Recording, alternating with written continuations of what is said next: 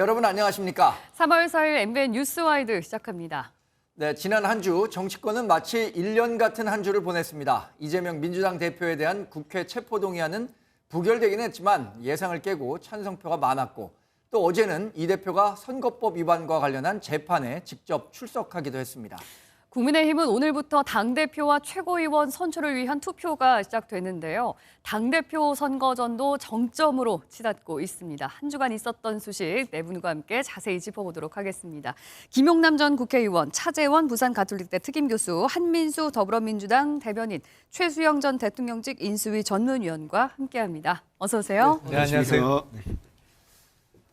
네, 뉴스와이드 첫 번째로 짚어볼 소식은 이재명 민주당 대표의 법원 출석 장면입니다.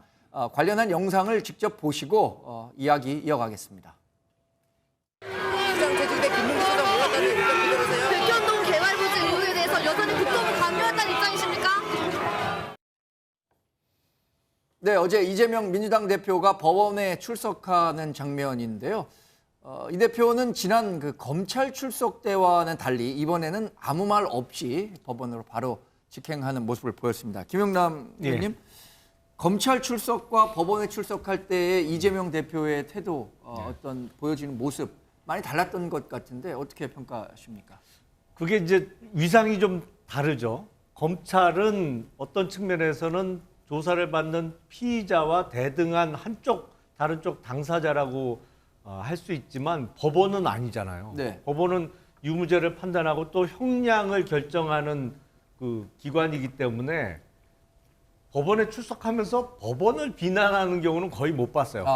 괜히 자극할 수 있으니까. 선거 네. 이후에는 뭐 다른 얘기를 할 수 있겠습니다만 재판 결과가 나오기 전까지는 법원을 상대로 어떤 성명서를 낭독한다든지 아니면 자극적인 메시지를 던지기는 어렵죠. 그리고 지금 이재명 대표에 대해서 그 선거법 위반 혐의는 당선 목적의 허위 사실을 공표했다는 것이거든요. 예. 근데 이게 선거법 위반은 벌금 100만 원 이상이 선고되면 일단 피선거권이 5년 동안 박탈이 되고요. 네. 대선 후보로 이제 출마 못하게 되는 거죠. 그렇죠. 5년 동안은 피선거권이 사면법권이 이루어지지 않는 한 의원직도 상실되고. 그렇죠. 제한되죠.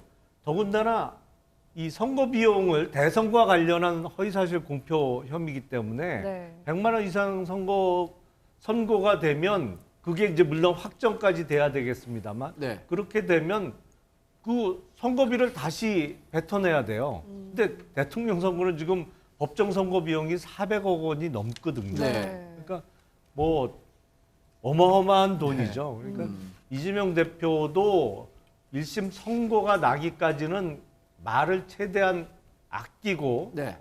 법정 가서 다투게는 하겠습니다만 법정 외에서 어떤 메시지를 내놓기는 어렵죠. 네. 지금 상황상. 그러니까 법정에 출석할 때도 기자들과 특별한 얘기를 하지 않고 바로 직행한 데 대한 의미를 설명해 주셨는데 한민수 대변인 그럼 이번에는 의원들과 동행하지도 않았어요. 과거에는 검찰 출석할 때는 여러 의원들 또 지지자들과 가서 일종의 뭐 자기 정치적 위상을 좀 뭐 보여주는 듯한 모습도 보였는데 이제 검찰 1, 2, 3차 출석할 때도 1차는 뭐 저희 항시 비공개회 때 배석을 하니까요. 예. 비공개회 때도 안 왔으면 좋겠다. 이렇게 완고하 얘기를 하셨는데 그때는 뭐 지도부원들이 많이 갔죠. 성남지청 갔을 때. 뭐 2차 때는 아예 공개적으로 오지 말아달라.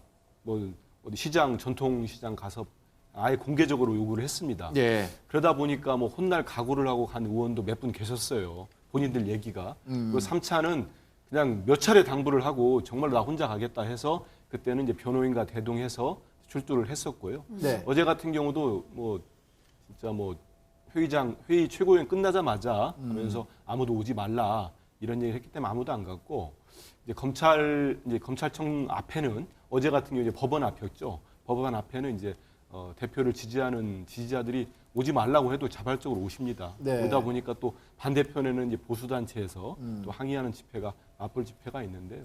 어제 같은 경우 저는 이제 출두하면서 모습을 보면은 검찰에 갈 때는 검찰에서는 사실 성남 시민구단 건이랄지 대장동 이런 건에 대해서 저희가 볼 때는 네. 좀 과도하게 좀 검찰발 기사들이 너무 많이 나왔었습니다. 뭐 저희 입장에서는 일일이 설명을 하기도 힘들 정도로 이 대표 입장에서는 기사가 쏟아졌는데 그러다 보니까 출두할 때라도 네. 본인 입장을 좀 설명하는 자리를 가졌고요. 어제 같은 경우는 재판에 임하는 모습이기 때문에 특별하게 메시지를 내지 않은 걸로 알고 있습니다. 네.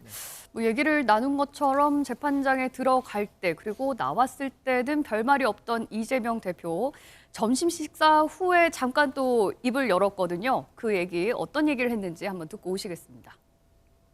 오전에 재판에서 보여진 것처럼 김만배를 몰랐다는 윤석열 후보의 말에 대해서는 조사도 없이 각하했고 김문기를 몰랐다는 이재명의 말에 대해서는 압수수색 그다음에 수십 명의 소환 조사를 통해서 기소했습니다. 이 부당함에 대해서는 법원이 잘 밝혀줄 거라고 생각합니다. 네. 표석 의원님. 네. 이제 이재명 대표의 말을 들어보면 윤석열 대통령이 후보 시절에 했던 말은 검찰이 넘기지도 않았으면서 본인이 했던 얘기만 재판에 넘겼다. 좀 억울한 듯한 심경을 밝혔는데 검찰이 이렇게 대상이 누구냐에 따라서 태도가 달라졌다라는 식의 입장 어떻게 들으셨는지. 저건 뭐 사실 이재명 대표의 주장이자 궤변입니다. 왜냐하면 그러니까 오전 재판은 조금 전에 이제 김영남 의원 말씀하신 것처럼 재판부를 자극하지 않기 위해서 이제 별도의 메시지 내지 않았지만 오후에 가면서 이제 대통령을 끌어들인 것은 다분히 이 어떤 자기에 대한 수사가 정적 죽이기고 야당 탄압이고 이걸 부각하기 위해서 전 대통령을 이 프레임 안으로 끌어들였다 생각하는 겁니다. 이재명 대표가 문제 삼는 대통령에 대한 그 발언은 그렇습니다. 김만배 씨를 알았느냐 하는데 알긴 알지만 내가 식사 자리에서 한두 번 마주친 사이에 불과하다고 얘기했기 때문에 네. 이걸 몰랐다가 아니라 잘 모르는 사이였다고 얘기한 것과 이재명 대표에게 했던 질문은 고 김문기 씨를 아느냐 하는 질문에 자기는 몰랐다고 답했단 말이죠. 네. 이건 분명한 차이가 있다는 거죠. 그러니까 아무리 이제 지난번 이재명 대표가 경기지사 때 선거법 거기서 이제 무죄 판결을 받는 취지가 설령 고의가 아니었다고 할지라도 이 김문기 씨가 극단적 선택을 한 데다가 네. 대장동 사건이 당시 굉장히 주요 쟁점을 부각하는 사안에서 핵심적인 김문기 씨의 아는 사이는 중요하냐, 그러니까 아는 사이냐 모르는 사이냐는 이게 중도층의 표심을 자극할 수 있는 중요한 그 상황에서 몰랐다고 답변을 한 거란 말입니다. 그러면 선거에 영향을 끼치려는 의도가 충분히 있었다고 판단하는 거고 김만배 씨를 알았냐고 그 윤석열 전 그때 당시 대통령 후보에게 물었던 거는 그거는 윤석열 대통령 당시 후보께서 그건 내가 분명히 아는데 잘 아는 사이가 아니다. 스쳐다 만나 우연히 식사 자리에 한번 스쳤을 뿐이다. 이런 얘기를 한 거란 말이죠. 이걸 같이 등치시켜가지고 나는 이렇게 탈탈 털리는 수사를 당하고 있고 윤석열 대통령은 대통령이 당선됐으니까 혐의 없으면 처리됐다.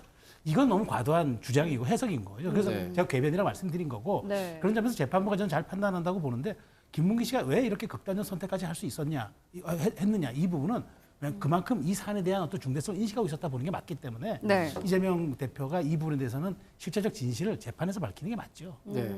김문기 처장을 알았냐 몰랐느냐 부분은 이제 조금 뒤에 더 자세히 다뤄보기로 하고요. 교수님, 예. 지금 말씀하신 걸로는 야당 탄압을 강조하기 위해서 대통령을 끌어들였다 이렇게 말씀을 해주셨는데 어떻게 보면 이재명 대표가 좀 여론전에 들어갔다라고도 볼 수 있을 것 같거든요. 이게 혹시 효과가 있을 거라고 보시나요? 일단 뭐 지금 재판은 어차피 여론 재판은 아니잖아요. 네. 그리고 법리와 증거를 따져서 이야기를 할 것인데 아마 들어갈 때는 이야기를 안 했다가 오전 재판은 끝나고 나서 저희 이야기를 했다는 것 자체는 네. 검찰이 공소 사실로 아주 거의 지금 강하게 이야기했던 김문기 처장과의 관계 부분에 대해서는 자신이 충분하게 그걸 갖다 반박할 수 있는 자신감을 보여주려고 했던 것 같아요. 그런 측면에서 본다고 한다면 사실은 이 사람을 알았냐 몰랐냐 부분은 사실은 그 개인의 주관적인 판단이잖아요. 인지 상태에 대한 부분이기 때문에 객관적으로 그걸 갖다 잣대를 들이대서 기다 아니다 이렇게 하기가 쉽지는 않은 부분이거든요. 네. 그런 부분들에 대해서는 아마 이재명 대표는 자신 있다고 아마 판단을 한 것 같아요. 네. 그렇기 때문에 뭐 여론전을 의식해서라기보다는 검찰의 공소 사실 자체가 너무 터무니없다는 그런 자신감에서 그런 반박을 한 것 같고 네. 그런데 사실은 지금 많은 분들이 놓치고 있는 부분이요. 어제 그 공직선거법상 지금 재판을 받고 있는 혐의가 두 가지예요. 네. 김문기 처장을 알았냐 몰랐냐의 부분도 있지만 네. 2020년 국정감사장에서 했던 네. 발언이 있습니다. 네. 그러니까 그때 당시에 국토부의 이제 백현동 개발과 관련된 부분, 네. 그 부분에 대해서 국정감사장에서 뭐라고 이야기했냐면 이걸 갖다가 지금 그러니까 허가를 안 내줄 경우에서는 국토부가 직무유기로 네.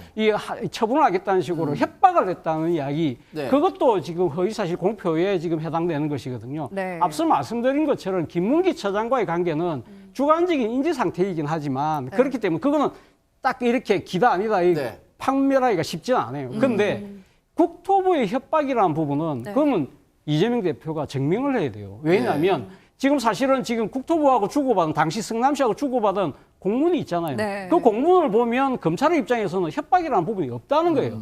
그렇다고 한다면 그러면 이재명 당시 경기지사는 국정감사장에서 협박이라는 말을 뱉었을 때의 나름대로 근거를 본인이 제시를 해야 된다는 거예요. 그리고 또 하나는 이게 지금 토론이나 인터뷰 과정이 아닙니다. 국정감사장이에요. 그것도 네. 광역단체장으로 나와서 답변하는 거기 때문에 네. 적극적인 답변이 아니에요. 그리고 또 하나는 국가기관이 협박을 했다는 거잖아요. 그렇기 때문에 친형 강제 입원과 차원이 완전히 다르다는 거예요. 네. 사실을 어떻게 보면 이번 재판의 핵심은 저는 제가 볼 백현동 개발과 관련된 국토부 건이 저는 핵심이 아닐까 하는 생각이 듭니다. 네. 김용남 의원님은 검찰에 계셨었잖아요. 예. 관련해 갖고 그러면 지금 사건 선거법 위반과 관련해서 김문기 씨를 알았느냐 몰랐느냐라는 이슈 하나와 백현동과 관련해서 국토부의 협박을 받았다라고 발언한 것 두 개가 혹시 두 개가 합쳐지면 이 선고에 더 영향을 많이 줍니까? 예를 들어서 하나는 50만 원, 하나는 100만 원이니까 150만 원이 되는지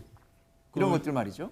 형량이 이렇게 단순하게 합쳐지지는 않죠. 근데 네. 뭐 전체적으로 유죄가 인정되는 공소 사실을 놓고 양형 기준에 따라서 형량을 정하게 됩니다. 근데 앞서 잠깐 말씀을 드리자면 제가 보기에 누구를 아느냐 모르는 사이냐는 주관적 평가의 문제는 아닌 것 같아요. 그거는 객관적 사실의 평가고 누구하고 친한 사이냐 아니냐 이건 주관적 평가의 문제죠. 뭐 예를 들어서 제가 정광재 부장님하고 아는 사이냐 모르는 사이냐 그건 아는 사이인 게 객관적인 팩트인 거고 네. 그 사람하고 친하냐는 질문을 받았을 때 알긴 알지만 뭐 그렇게 친한 사이는 아니다. 아니면 친하다. 매주 한 번씩 보니까 네. 우린 친한 사이다. 그건 주관적 평가일 수 있겠죠.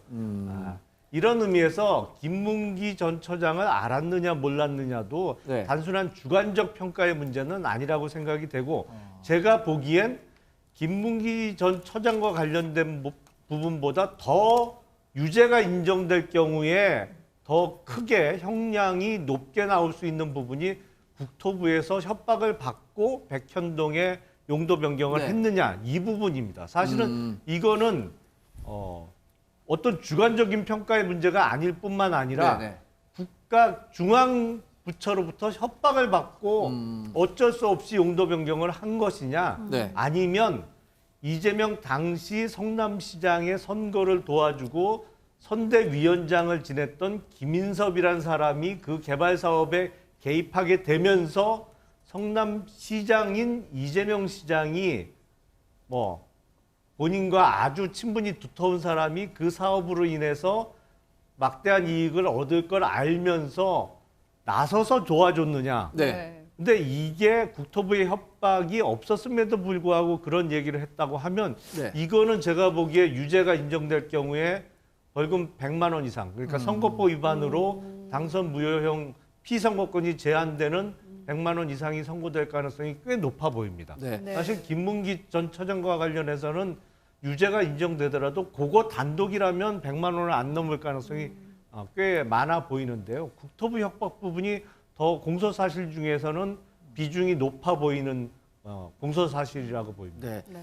지금 차재현 교수하고 김용남 의원하고 뭐 비슷한 맥락의 말씀을 했어요. 그러니까 백현동과 관련한 국토부와의 관계 설정이 더 큰 의미가 될 수 있다라고 판단을 저는 뭐 해주셨는데. 그렇게 보지는 않습니다. 제가 네. 법조인은 아닙니다만 그동안 대선 과정 속에서 나왔기 때문에 팩트들을 확인하고 이제 하는 과정들을 보면은 일단 김문기 전 차장을 알았느냐 몰랐느냐 부분은 저도 그 현장에 있었습니다만 이제 그 방송 프로그램에 당시 이제 김문기 전 차장이 이제 극단적 선택을 한 당일 오후였던 걸로 제가 기억해요. 네. 이제 앵커가 개인적으로 김문기 처장을 잘 아십니까? 이렇게 물었을 걸로 기억합니다. 그러다 보니까 성남시장 시절 때는 잘 몰랐고 기억이 없고 경기지사 때 대장동 문제가 생겼을 때 네. 여러 차례 통화하다고 많이 계속 알고 있다 이런 표현을 했어요. 했는데 성남시 당시 직원이 산하기관까지 한 5천 명 됩니다. 그리고 김문기 전 처장께서 하셨던 팀장만 해서 한 600명 정도가 돼요. 네. 그래서 이거를 기억과 인지의 문제로 정말 이 기소까지 하는 건 전 좀 과하다고 보고요. 그래서 네. 이 부분은 뭐 아까는 뭐 저기 이제 윤석열 대통령 김만배 씨 얘기했는데 저는 저렇게 뭐 개인적 친분을 넘어서서 만약에 윤 대통령이 지금 집권을 안 했다면은 그러면 좋습니다. 팩트 하나만 하죠. 그러면 김만배 씨 누나가 윤석열 대통령 아버지 집을 사준 부분은 만약에 지금의 검찰이 지금 이재명 대표를 한 것처럼 수사를 했다면 어떤 일이 벌어졌겠습니까? 정영학 씨 녹취록에는 그 돈을 또 그 김만배 씨가 그 일당들이 보내는 내용의 그 취지의 내용까지 나오고 있습니다. 네. 그렇기 때문에 지금 검찰의 일방적 수사가 문제가 있다고 보고요. 또 하나 백현동 말씀을 하시는데 당시에 박근혜 정부의 공공기관 이전 특별법에 따라서 그 공문이 정말 뭐 여러 차례 왔다 갔다 했고 네. 제가 어디 기사를 보니까요. 당시 그 지역의 주재 기자들이 그 재판부에 취재 확인서를 냈다는 얘기도 있습니다. 네. 뭐냐면은 당시 박근혜 정부 국토부가 이 식품연구원 부지를 매각하고 팔기 위해서 여러 차례 위협적이고 강압적으로 권한을 행사했다. 그래서 그런 기사를 취재했다는 내용을 썼기 때문에 저는 이 역시 도지사가 국정감사장에서 본인이 위협적으로 협박으로 느꼈다는 또 본인 얘기를 한 거 아닙니까? 근데 이거 기소됐다고 하니까 저는 국민의힘 율사 출신 어떤 의원이 그러시더라고요. 그때 이제 기소를 한 직후에 앞으로 우리 당 국민의힘이겠죠. 지자체장들이 국정감사장에서 답변을 하다가 네. 본인 판단을 얘기했는데 이게 마음에 안 든다고 타당해서 제소를 하거나 고소고발을 하면은 이걸 재판까지 넣는 경우는 자기도 정치하면서 처음 봤다. 앞으로 지자체장들 일 못한다. 이런 말씀들을 했기 때문에 이미 뭐 이제 재판까지 갔습니다만 재판을 법리적으로 따지면 김문기 전 차장관이나 백현동의 이제 그 국토부 위협 발언이나 이것들은 저는 그렇게 지금 말씀하시는 위주로 나오기는 쉽지 않지 않겠나 이런 생각을 해봅니다. 네.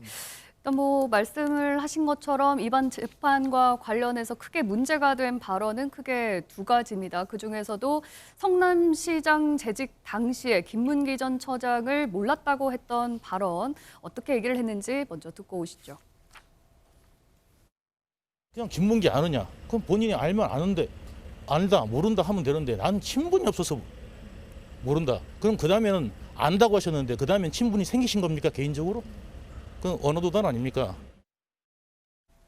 네, 일단 검찰 측에서는 같이 골프 여행도 갔는데 어떻게 모를 수가 있느냐라는 입장이고 이재명 대표 측에서는 뭐 많이 말씀을 해주신 것처럼 굉장히 주관적이고 해석의 여지가 있는 부분이라서 이건 허위 사실이라고 볼 수가 없다라는 입장이 굉장히 팽팽히 맞서고 있지 않습니까? 최수영 의원님께서는 어떻게 생각하시는지? 그러니까 지금 말씀하신 것처럼 이 사실에 대해서 이재명 당시 후보가 왜 이 사실을 그러면 몰랐다고 했겠냐? 왜냐하면 그때 기억을 해보면 이 인터뷰할 당시가 굉장히 이 사안이 이제 막 국민적 의혹이 끌어오르기 시작한 타이밍이었어요. 그래서 네. 이게 원래는 사실 이제 이낙연 후보가 당내 경선에서 이게 그 주장했던 이야기가 네.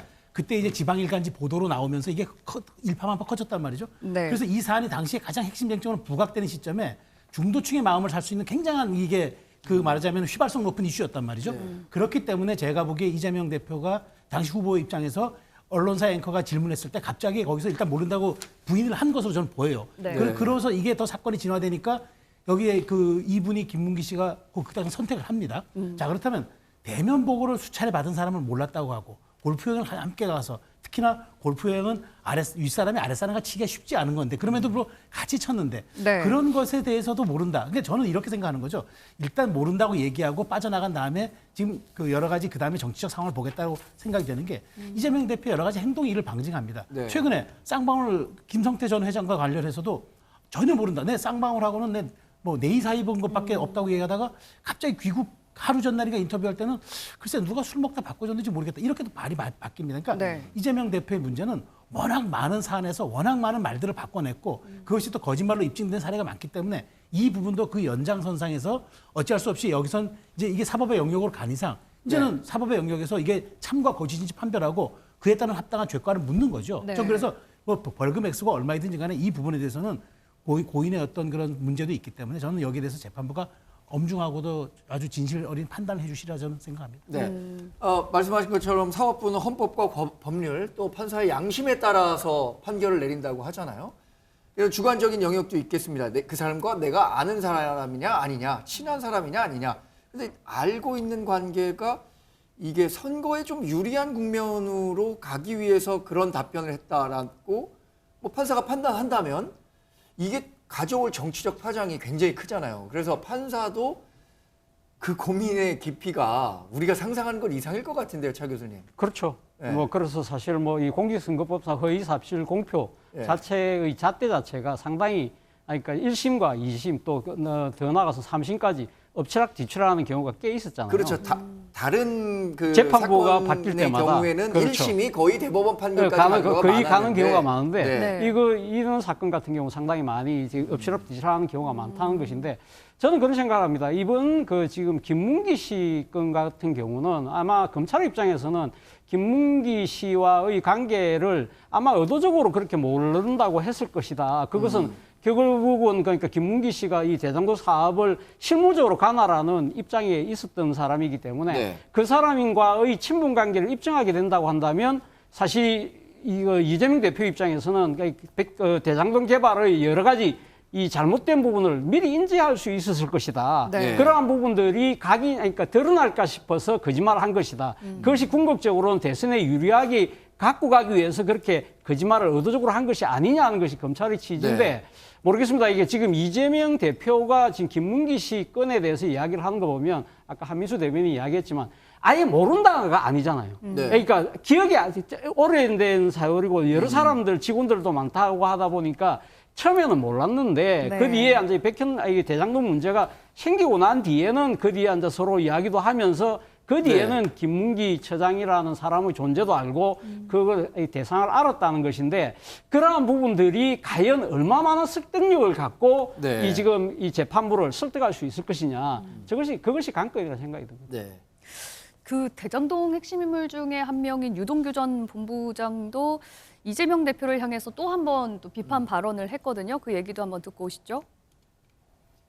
네, 유동규 본부장은 그러니까 유튜브 방송이나 적극적인 매체 인터뷰를 통해서도 알면 안다, 모르면 모른다. 이 OX간 양단의 문제를 선택하면 될 일인데 왜 그 OX를 선택하지 못하고 다른 말들을 통해서 논점을 흐리느냐 이렇게 얘기를 하고 있는 것 같아요, 김 의원님. 그러니까 제가 앞서 말씀드린 대로 누구를 아느냐 모르느냐는 객관적 사실이라고 봐야 될 것 같아요. 근데 그 사람하고 친하냐 안 친하냐 그건 한 사람은 친하다고 생각할 수도 있고 다른 한쪽은 저 사람은 뭐 알기는 알지만 친한 사이는 아니라고 생각할 수도 있겠죠. 그러니까 주관적 평가일 수 있겠습니다만 네. 아는 사람이냐 모르는 사람이냐 그거는 유동규 전 본부장의 얘기처럼 O 아니면 X 아니냔 말이죠. 네. 근데 이제 왜 자꾸 말을 애매하게 하느냐 이재명 대표는 이런 식의 이제 비난을 하고 있는 것 같습니다. 네. 근데 제가 보기엔 이게 지금 이 재판은 소위 공판 준비기일을 여러 번 열었어요. 그러니까 공판 준비기일이라는 거는 피고인이 출석하지 않은 상태에서 판사하고 검사 그리고 변호인만 해서 출석해서 이 재판을 어떻게 기일을 잡고 어느 기일에 어느 증거 조사를 하고 이걸 미리 준비하는 것이거든요. 그래서 그거를 꽤 오랫동안 하고 네. 이제 피고인이 출석하는 재판은 어제 처음 열린 네네. 겁니다. 네. 그래서 그동안 준비를 많이 했기 때문에 이 재판이 마무리되는 데까지는 상대적으로는 시간이 오래 안 걸리고 짧게 끝날 것 같아요. 근데 선거법은 또 굉장히 빠르게 진행이 되잖아요. 원래 선거법과의 재판은. 1심 2개월, 네. 실급별로 2개월 이내에 끝내도록 되어 있거든요. 근데 네. 제가 이런저런 사건 해보면 되도록 다 지키려고 하는데 특히 대법원 올라가면 잘 안 지켜요. 대법원 가서는 뭐 2개월 걸리는 경우도 있고 6개월 걸리는 경우도 있습니다만 적어도 1심에서는 이달 선고가 4월을 넘기지는 않을 것 같아요. 4월 안에는 선고까지 이루어질 가능성이 높습니다. 그래서 시청자 여러분들이 보시기에는 제1야당의 대표가 관련된 선거법 사건인데 왜 이렇게 선고일이 빨리 잡히나 이렇게 생각하실 수가 있는데 앞서 말씀드린 대로 이거는 공판 준비 기일에 시간을 많이 쏟았기 때문에 네. 아마 3번인가요? 4번의 재판 기일 끝나고 나면 4월 중으로는 1심 선고까지 볼 수 있을 것 같습니다. 네. 한민수 대변인 짧게만 말씀드릴게요. 그 재판부가 그 유죄 판결을 내리지 않을 거라고 생각을 하신다고 하셨는데 민주당 내에서 이게 굉장히 중요한 게 선거비 보전과 관련한 문제도 있기 때문에 더 중요한 문제가 될 것 같아요. 민주당 내에서는 뭐 긴장하는 분위기는 없습니까? 그렇게까지 긴장하는 건 없고요. 솔직하게. 그리고 434억 원인가요? 저희들이 네. 대선 때 썼던 비용을 만약 벌금 100만 원 이상 네. 하면은 단지 반환을 해야 되니까 실제 그런 경우가 나오면은 뭐 상당히 심각한 상황이 네. 되겠죠. 근데 저는 여러분들 말씀하시고 김용남 의원이 얘기했지만 정말 아느냐 모르느냐는 정말 주관적이고 이건 평가적 발언이기 때문에 허위사실 공표죄에 네. 허위사실 공표가 해당되지 않는다고 대상 해결이 안 된다고 네. 봅니다. 역으로 생각해서 우리 김용남 의원님 말씀대로 이게 조만간 4월 중에 나온다. 그러면 저 이준석 국민의힘 전 대표도 얘기했지만 역으로 한번 생각해 보십시오. 1심 재판에서 무죄가 나오면 그러면 검찰의 지금까지 어떤 먼지털이식과 네. 선택적으로 불공정한 수사가 전체적으로 상당히 불신을 받는 그런 엄중한 상황이 될 수도 있다. 이런 생각도 해보게 됩니다. 네. 뭐 재판의 결과에 따라서 또 그 파장이 만만치가 않을 것 같은데요. 좀 지켜보기로 하고요.